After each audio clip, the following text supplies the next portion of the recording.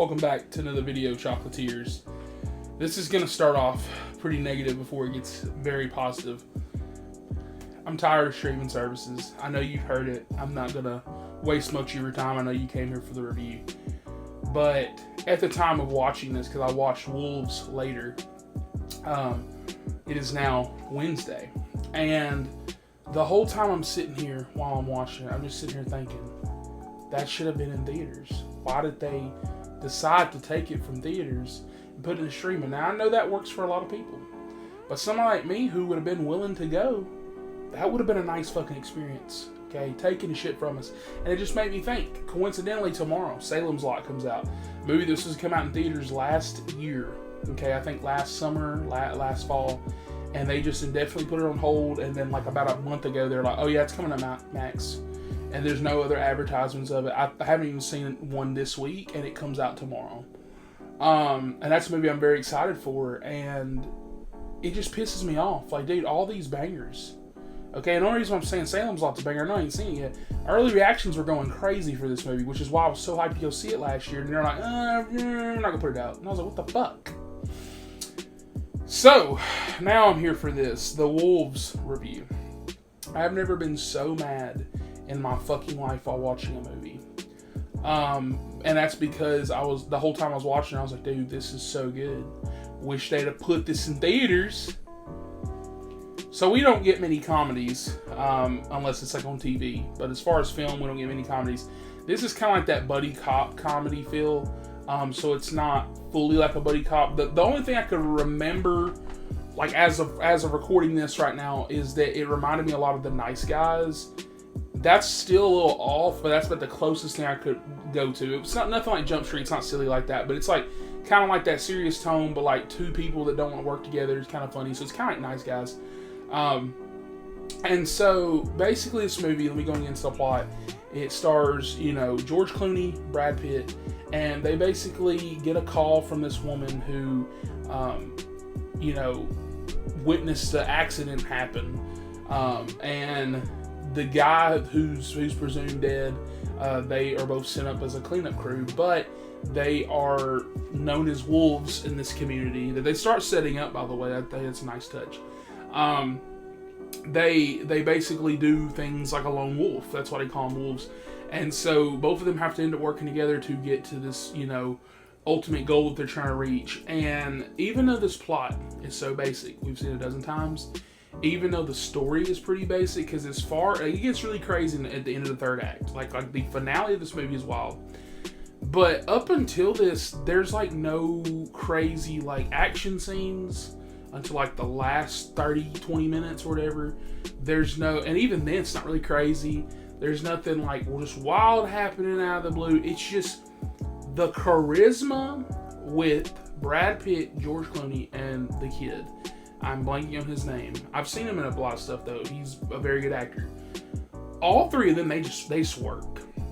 Like Brad Pitt, for example, him and George Clooney, just the opening scene alone, like of their hatred of each other, like even like when they don't say stuff, you can get that they're basically kind of like the same person in what they do, but they have their differences. So there's like a pivotal scene in the movie where a character has to do something that George Clooney is like, I'm gonna do. But Brad Pitt's like, we could do it this way. And so that's where you kind of see their differences lie. And I like how they kind of showed you that in a, film perspective, I guess you'd say. And so, the kid for me stole the show. This is where pretty much all the comedy comes in. I'll say this is more of a thriller comedy, not an action comedy. And the thriller part comes into, I feel like, the opening and the third act. So the third act, and I want to compare it to John Wick in a way, which is funny because I just compared Azrael to this. Not in action scenes, but in like the way we set stuff up, because this world starts opening up and you start going, okay, well, here's this character that gets introduced that might be connected to this world, might not. Who are these people that Brad Pitt and George Clooney are working for? What are their names? I don't think they say at all in the movie. And it's just this whole thing of where you have so many questions just as much as you get answers. And I'm glad that they are making a sequel, because not only do I want to see more of this, but I want to see more of this world setup, because towards the end they do set up for a sequel, and it just works perfectly. Just the way they line up stuff, it's like line up a Lego brick. When you stack them in a row, like when you just get that last piece of the puzzle, it just stacks. There is a complete change of the game moment in the third act, and I was like, bro, holy shit, this movie just elevated for me. It elevated that score by a couple points, because this shit's going crazy. Now, John Watts is not, out of the game or anything like that. A lot of people don't like his Spider-Man movies. I really enjoy them. Take that back. I should say I really enjoy Homecoming. I love Homecoming. Far From Home, I ain't watched it since I left the theater. I own it. I ain't watched it since I left the theater, though.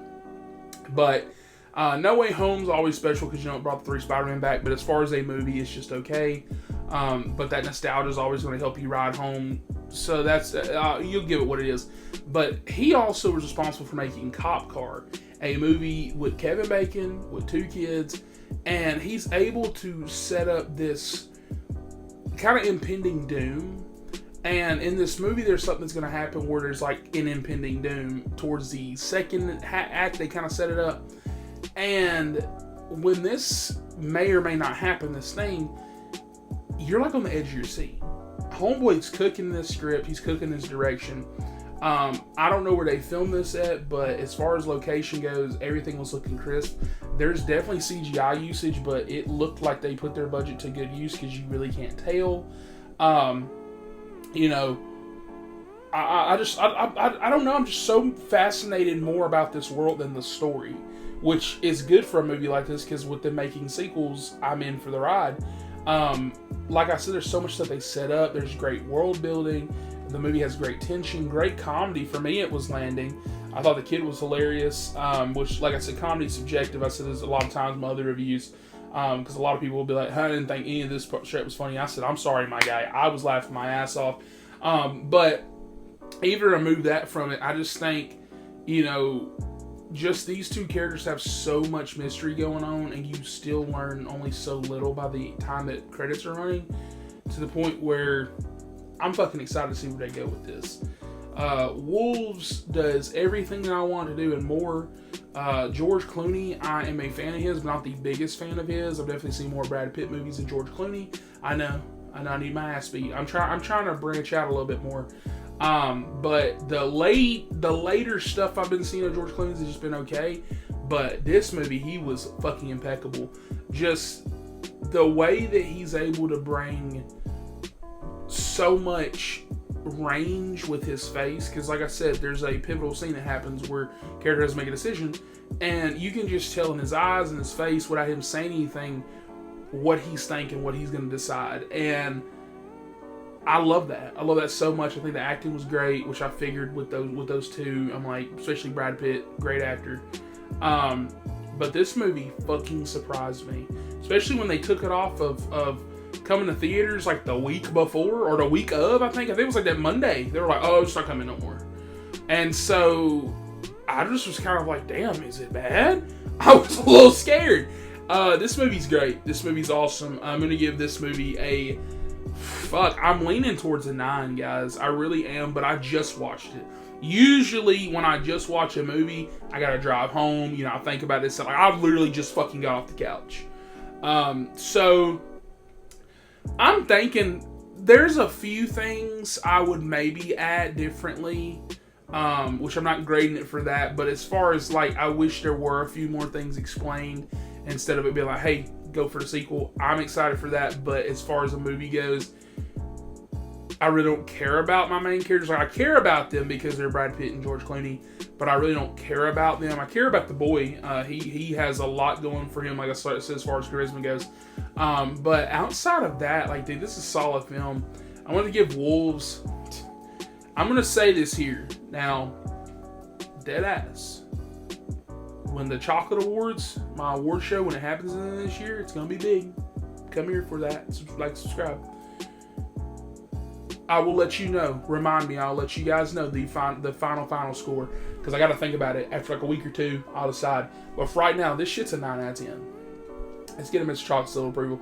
I feel like at worst, if I decide to lower the score, the lowest it can go is 8.5. Like, just know that it's still gonna be in that range if I ever drop it, which I don't think I am. This movie's solid. I want to watch it again. It's very good. I would say go out and go watch it, but all you gotta do is pull out your phone. If you got an iPhone, fucking get your 3 months free trial. Watch this shit. It's good. It's definitely worth getting that trial for. Just remember to cancel if not. Hey, and if you don't want to, I know Apple ain't sponsoring my black ass. Nobody is. But Apple's got good shit. I like the monkey. Sugar's good. Whatever else they make.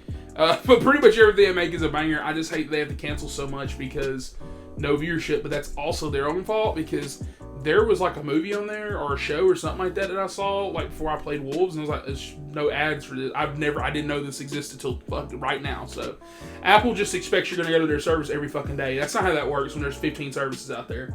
But with that, please like and subscribe for more, and let me know your thoughts on this movie because I found out today that this is also their most watched movie of all time. So there's a good chance half of you guys have seen this shit. So if that's the case, comment down below, let me know your thoughts, like and subscribe for more, and I will catch you guys on the next one. I showed you my luggage cart trick. Admit it. Yeah, it's cool. I love my popcorn. Movies, popcorn.